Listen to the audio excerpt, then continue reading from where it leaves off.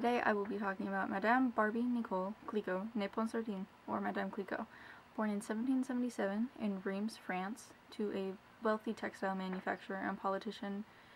She actually grew up in the middle of the French Revolutions. They started about right before she was born, and they ended,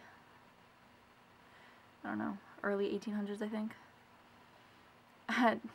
So, her father, Prince Jean Nicolas Philippe Ponsardine, actually switched his public political views from supporting the monarchy to more of a Jacobin viewpoint to protect his family from the angry lower class people.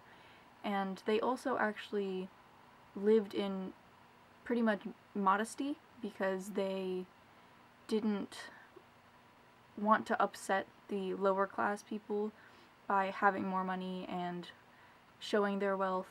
And so this actually allowed them to get out of the French Revolutions, the whole family actually pretty much unscathed, which was incredibly rare at the time. To protect the business and the family wealth, he actually married Madame Clicquot to the family that lived in the estate next door, specifically their only son, Francois Clicquot, in 1798, so she was about 21, 22. At the age of 28, so 6 years later, Madame Clicquot lost her husband to, historians suspect it was typhoid, but some historians believe it may have been suicide because the wine business that he and Madame Clicquot had invested in was actually failing because of the French Revolutions. Nobody was buying wine, nobody was buying champagne, all of this. So she then took reign of the business, and she actually renamed it Veuve Clicquot, which means Widow Clicquot, which was her nickname at the time. Initially, her father-in-law was hesitant about Clicquot, or Madame Clicquot, taking over the business because she only knew she had a limited knowledge of being a businesswoman and running a business, but she was incredibly hands-on in the winemaking process, and so she knew a lot about actually making wine. She and her late husband toured the vineyard, and they participated in actually making wine. They would pick grapes, actually help in the fermentation process. And then one of her biological grandmothers was actually part of making the winemaking operation. And then her father-in-law required that she undergo an apprenticeship to become a better businesswoman before he would allow her to take complete control of the business, and she definitely rose to the occasion on this. After taking control, she was very bold in her business decisions. In 1814, there were naval blockades because of Napoleon's rule and the wars that were going on at the same time, and to combat this, she actually smuggled a barge of only her wine. She didn't allow any other wine on the barge. She smuggled it to Amsterdam so that as soon as peace was declared, she could ship it off to Russia and sell it to the Russian family to ensure their patronage, since the wine actually beat all competition by weeks since it was already in Amsterdam. Her champagne specifically was the drink of choice of the Russian royals, and this was largely thanks to the invention La table de fromage, or the riddling table. So Madame Clicquot actually invented this. It's a giant table with angled holes at various angles that hold the champagne bottles upside down by the neck to allow for the sediment that is extra, or the extra yeast, any grape residue, and it allows it to settle in the neck of the bottle instead of the bottom, which allows the brewers to extract it easier. Originally, you would have had to take one bottle of champagne and actually pour it into another bottle to get rid of the sediment, and then pour a little bit of extra wine in. So if you were running a vineyard and you had 100 bottles, only about 50 of those could be used to make wine, and then you would have to pour those 50 into the other 50, and you would actually only get about 48 bottles because 2 of the previous bottles would be used to fill up the other 48. So you would actually lose a substantial amount of inventory doing this. So she created this table so that they could fill 100 bottles with champagne, wine, whatever, and then they would extract the sediment that settled in the neck, and then they would just take about 2 or 3, 4 bottles and fill the 96 remaining. And it was actually a lot more efficient. It was economically substantive. It was just overall better for the company. So she actually had, the process provides clearer and higher quality wine.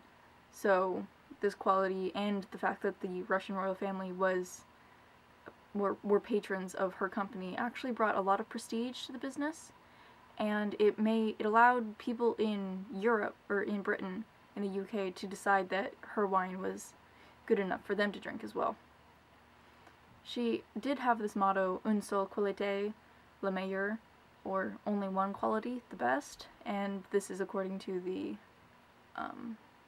official Veuve Clicquot website. She tried to embody this in every way that she could in both her company and her personal life.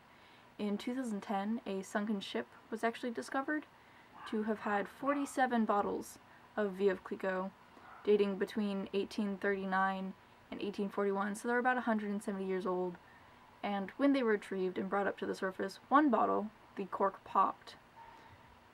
And because of the pressure change from the bottom of the ocean to the surface, and another 10 were later opened, drank, and found to be completely drinkable, and actually suffered minimal damage because of her peak standards of the wine's elaboration. So the bottles themselves, their corks and seals, and the aging performance of the wine inside. So even though the wine was stuck in the bottle for 170 years at the bottom of a sea, it was actually in the Baltic Sea, I believe, off of an archipelago by Sweden, Norway, Finland, right by them.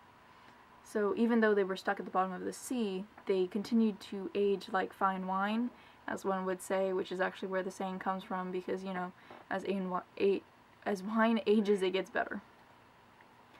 So this prestige actually led to knockoffs. So people would buy similar bottles and so historically, wine had no labels. There were no raised areas of labels on the bottles. The only distinction was the cork and the seals. They would have different color seals or brands on the cork, or since champagne corks have the little cage, if they had a special way of making that could be distinct as well. Veuve Clicquot had an anchor branded on the corks, but this was pretty easy to replicate if you knew how.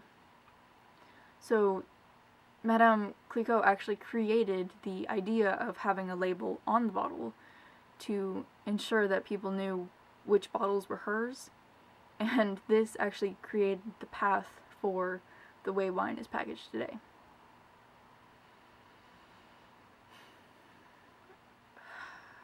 I lost my train of thought, I'm so sorry.